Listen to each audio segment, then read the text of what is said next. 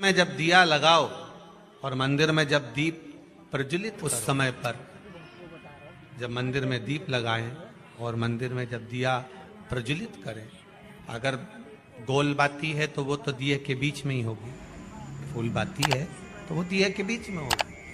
और मान लो अगर लंबी बाती लेकर गए हो, लंबी बाती को लेकर पहुंचे हो, तो अगर दीप लगा रहे हो, कामना रखकर लगा रहे हो कि मेरी ये कामना है, तो वो दीप का बाती का मुख अपनी ओर रखना, पर कोई कामना नहीं। हम भगवान को केवल इसलिए रिझा रहे हैं कि मेरा भोलेनाथ मेरा भंडार भरे और मेरे घर में सुख समृद्धि दे। तो दीप की बाती का मुख भगवान की ओर होना चाहिए कि हमने तेरे भरोसे पर छोड़ दिया। अब हम किसी से नहीं पूछेंगे कि हमें क्या करना है, ये दीप की जो बाती का मुख है वो आपकी ओर है। अर्थात मेरा जो जीवन है, मेरा जो संपूर्ण परिवार है, मेरा जो कुटुंब है, मेरा जो कबीला है, मैं जिस घर में निवास करती हूं, मैं जिस घर में रहता हूं, उस घर का संपूर्ण कारभार सब तुम्हारे भरोसे पर है। तो बाती का मुख कहां हो गया? भगवान का मुख फिर भगवान की ओर। पर ज्यादातर लोग दिया जो लगाते हैं ना, वो अपनी ओर बाती करके ही लगाते हैं। मतलब इनकी कामना चलती ही रहती है 24 घंटे। कुछ कुछ कामनाएं इनकी जागरूक रहती है, इनकी कामनाएं निरंतर रहती है। पर उस बाती में जब आप अपना संपूर्ण परिवार, संपूर्ण अपने परिवार का दुकान हो, धंधा हो, व्यापार हो, व्यवसाय हो, चाहे आप जितना भी कार्य कर रहे हो, फैक्ट्रियां चला रहे हो, वो सब अपने भगवान के भरोसे पर दे दिया, भगवान की ओर दे दिया। तो इसका मतलब ये नहीं है कि बाती का मुख भगवान की ओर हो तो तुम भगवान के बिल्कुल करीब में ही बाती का मुख कर कर लगा दो और भगवान को मालूम पड़े चोट लग जाए, ऐसा भी नहीं। जब भी दिया लगता है, आप बहुत ध्यान देना महाराज, अगर भगवान जिस स्थान पर बैठे हुए हैं, अगर दिया हमको रखना है, भगवान जहां विराजमान है, दीप जब भी रखा जाता है भगवान के सामने, तो अपन जहां विराजमान है उससे भगवान और अपने बीच में कम से कम 2 बीता की दूरी तो होना ही चाहिए, जिससे भगवान को भी चोट ना लगे, भगवान को भी। तुलसी महारानी को जो दिया लगाया जाता है वो तुलसा महारानी से दूर लगाना। तुलसी के क्यारे में दीप लगाने का प्रमाण नहीं है कि तुम तुलसी के क्यारे के अंदर दिया लगाओ। पहले तो ऐसा नियम था कि तुलसी का जो क्यारा बनता था उसमें एक नीचे अलग से दिया रखने की जगह बनती थी, तो उसमें दिया रख दिया जाता था। आज के जमाने में इतनी जगह ही नहीं कि वह में रखो, तो लोग वो कुंडा में धर के आ जाए। अब वो कुंडी में रख के आए, मालूम पड़े तुलसी महारानी का पत्ता मुरझा जाता है, तुलसा महारानी भी ऐसी मूर्छित हो जाती है, तुलसा महारानी भी चारों तरफ से वो दिए की लो से जल जाती है। ऐसा दीप लगाने का कोई फायदा, ऐसे दीप की कोई महत्वता नहीं है। किसी को कष्ट देकर, किसी को परेशान कर कर, देवता हो चाहे आप हो, आप किसी को कष्ट देकर, किसी को परेशान कर कर अगर भजन कर रहे हो तो उसका कोई आनंद नहीं है। किसी को भी कष्ट देकर अगर आपने भजन भी किया, यज्ञ भी करा, दान भी करा, पुण्य भी करा, सत्कर्म भी करा, भजन भी करा। शाम को 4 बजे से लेकर 7 बजे के बीच में शंकर और पार्वती के भ्रमण का समय रहता है। मेरे देवाधिदेव महादेव और माता पार्वती के भ्रमण का समय, भगवान शंकर पार्वती घूमने को निकले। इसलिए हमारा सनातन धर्म कहता है शाम के समय पर माताओं को झाड़ू नहीं लगाना चाहिए, शाम के समय पर माताओं को चूड़ी बिछिया नहीं बदलना चाहिए, शाम के समय पर माताओं को मांग में सिंदूरा नहीं भरना चाहिए, शाम के समय पर माताओं को बाल नहीं बांधना चाहिए, शाम के समय पर माताओं को चौखट पर नहीं बैठना चाहिए। उसका कारण क्या है? क्योंकि पार्वती जी ने भगवान भोलेनाथ जी से कहा था कि तुम मुझे रोज शाम के समय प्रदोष काल में भ्रमण के लिए लेकर जाते हो, मेरे लिए आज्ञा क्या है? शंकर भगवान ने कहा सुनो पार्वती, मंदिर के अंदर नंदी रहता है, जाने वाला यात्री जब मंदिर में मेरा दर्शन करने आता है तो नंदी के कानों में कहकर जाता है कि शिव जी को मेरे यहाँ लेकर आना। मैं नंदी के अनुसार उनके घर जाता हूँ, मेरा काम है उनका कल्याण करना और तेरा काम है उनके घर की नारी को अखंड सौभाग्यवती का वर प्रदान करना, ये तेरा काम। तब पार्वती माता ने कहा अखंड सौभाग्यवती होने का वर मैं तो दे दूंगी, पर उस समय पर माताएं चूड़ी बदल रही होगी, हाथ से चूड़ी निकाल रही होगी तो मैं वर कैसे दे सकती हूँ? मांग भर रही होगी तो मैं वर कैसे दे सकती हूँ? उस समय पर चूड़ी बिछिया बदला जा रहा होगा तो मैं वर कैसे दे सकती हूँ? उस समय पर झाड़ू लग रही होगी तो मैं लक्ष्मी को वहां कैसे भेज सकती हूँ? आप बताओ। तो शंकर भगवान ने कहा प्रदोष का समय एक ऐसा समय होता है, शाम का समय ऐसा होता है जिस समय पर केवल शंकर और पार्वती की आराधना का समय होता है। हम तो कई लोगों से कहते हैं अगर आपके यहाँ संपदा नहीं आ रही है, बहुत मेहनत कर रहे हो, फल नहीं मिल रहा, कहीं नौकरी, कहीं सर्विस या कहीं व्यापार या व्यवसाय में कहीं तकलीफ आ रही है, हम सबसे कहते हैं शाम का समय पकड़ लो, शंकर जी के मंदिर में दिया लगाना प्रारंभ करो। शिव मंदिर में अगर दिया नहीं लगा रहे हो तो बेलपत्री के पेड़ के नीचे दिया लगा। बेलपत्री और शंकर जी के मंदिर में दिया नहीं लगा रहा तो शंकर जी के मंदिर के बाहर चौखट पर दिया लगा। इतना भी नहीं कर सकते तो अपने घर के बाहर अपने द्वार पर दिया लगा दो और शंकर जी के नाम का श्री शिवाय नमस्तुभ्यम बोलकर शंकर भगवान को याद कर कर अपनी कामना कर कर बाबा का स्मरण कर कर पंचाक्षर मंत्र नमः शिवाय, षडाक्षर मंत्र ओम नमः शिवाय, द्वादशाक्षर मंत्र ओम नमो भगवते वासुदेवाय, जो मंत्र तुमको याद है उसका स्मरण कर कर लक्ष्मी हो चाहे नारायण हो चाहे राम हो चाहे कृष्ण हो स्मरण कर कर शाम के समय बाहर दिया लगा दो, दरवाजे के पास लगा दो, वो सुनेगा जरूर, आएगा उसका वेलकम जरूर होगा और वो कुछ देकर जरूर जाएगा। नियम तो बनाओ, उसकी चौखट पर जाकर कहना है। बृहस्पति महाराज ने कहा कि शाम का समय जो प्रदोष का समय होता है उस समय पर इंद्रदेव तुम शंकर जी की आराधना करो। शिव आराधना से शंकर जी जो मार्ग प्रशस्त करेंगे, शिव आराधना से जो शंकर जी कहेंगे वो तुम करना, ठीक है। आराधना करी बाबा बोलना हो। बृहस्पति महाराज ने प्रदोष की महत्वता समझाई तो प्रदोष का समय जानकर शंकर जी पर 7 बेलपत्र प्रदोष के दिन इंद्र ने समर्पित कर दी बिना सोचे। कितनी बेलपत्र? प्रदोष का व्रत करो, चाहे ना मंदिर में चढ़ी हुई बेलपत्र को उठा लो, बेलपत्र का ब्रह्म कमल बना लो। ब्रह्म कमल का मतलब होता है डंडी बीच में रहे, आसपास पत्तियां रहे। 7 पत्ती का ब्रह्म कमल बनाकर, जैसे ये पत्तियां हैं एक जैसी रखी हुई हैं, तो इसको फैलाइए। 7 पत्ती को आपस में फैलाकर ब्रह्म कमल बनाए। प्रदोष का व्रत करें ना करें, जरूरी नहीं है कि वृक्ष से ही पत्ती लेकर आओगे तो ही शंकर जी को चढ़ाओगे।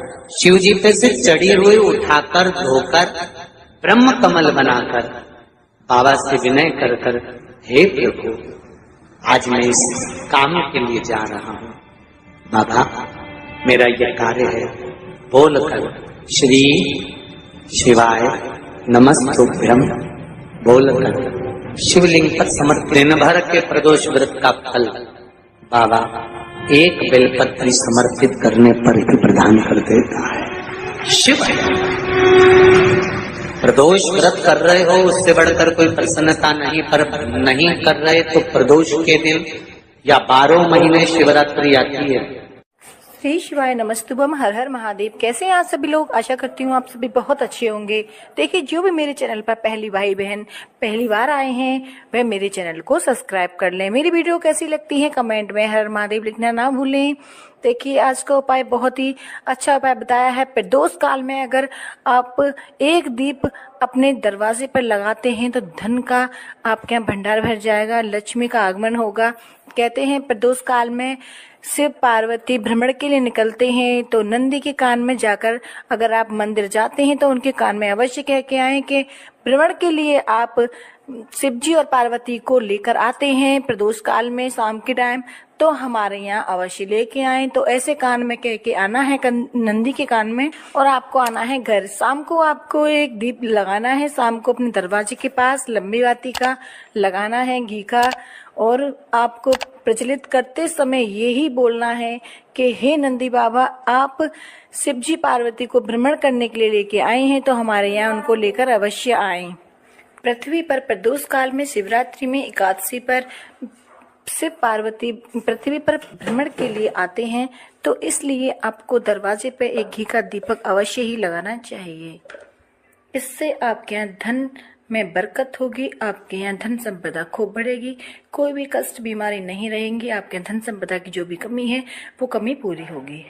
जिस व्यक्ति के यहाँ धन की बहुत कमी है, कष्ट बहुत ज्यादा है, विपदा आ पड़ी है, समझ नहीं आ रहा है क्या करें, तो प्रदीप मिश्रा जी ने शिव पुराण में बता दिया है कि अगर आपके यहाँ ये सब परेशानियां हैं तो आप एक उपाय अवश्य कर लें। प्रदोष काल में एक दीपक अवश्य लगाएं।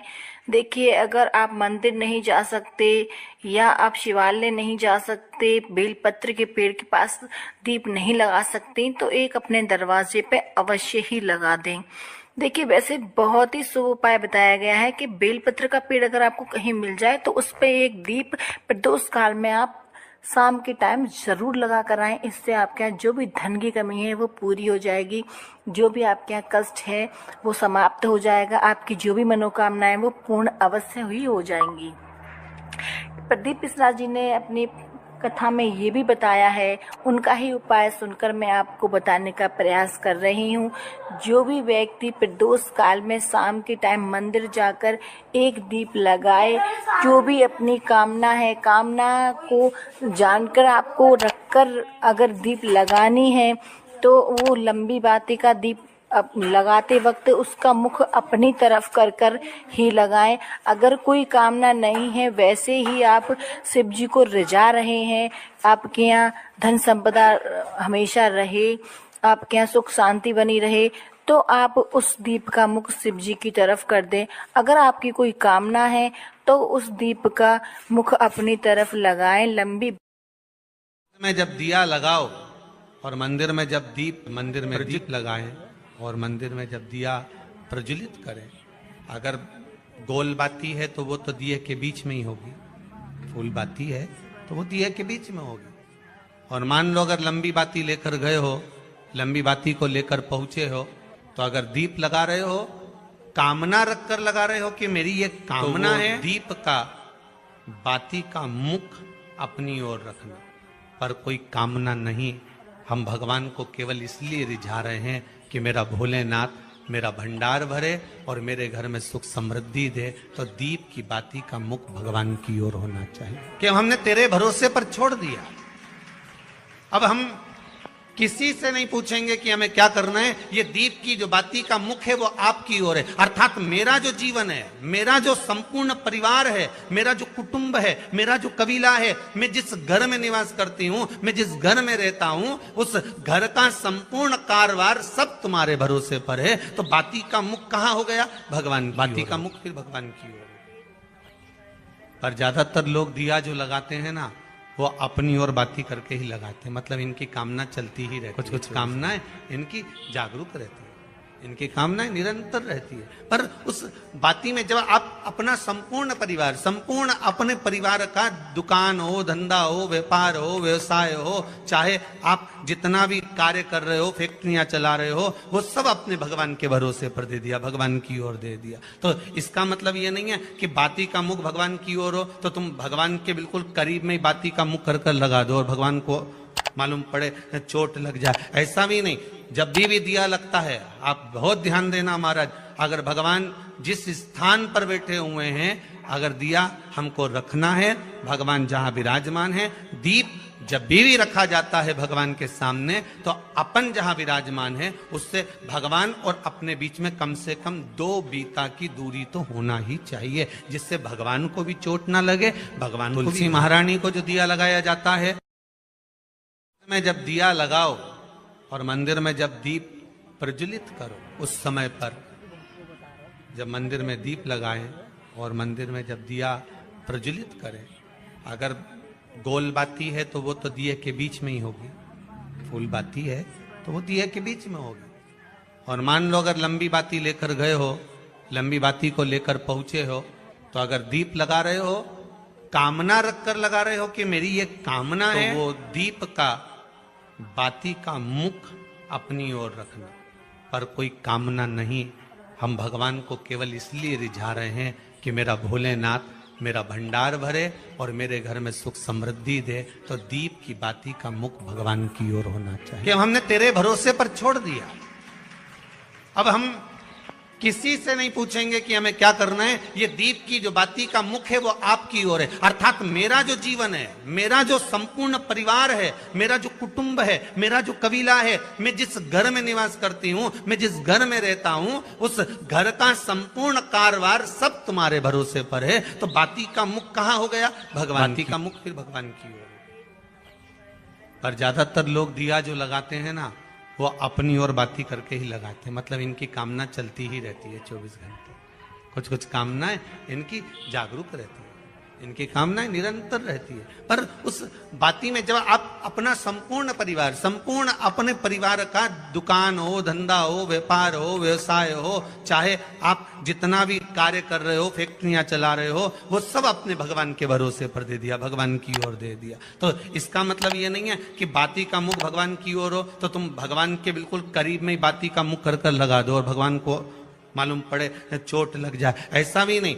जब भी दिया लगता है, आप बहुत ध्यान देना महाराज, अगर भगवान जिस स्थान पर बैठे हुए हैं, अगर दिया हमको रखना है, भगवान जहां विराजमान है, दीप जब भी रखा जाता है भगवान के सामने, तो अपन जहां विराजमान है उससे भगवान और अपने बीच में कम से कम 2 बीता की दूरी तो होना ही चाहिए, जिससे भगवान को भी चोट ना लगे, भगवान को भी। तुलसी महारानी को जो दिया लगाया जाता है वो तुलसा महारानी से दूर लगाना चाहिए।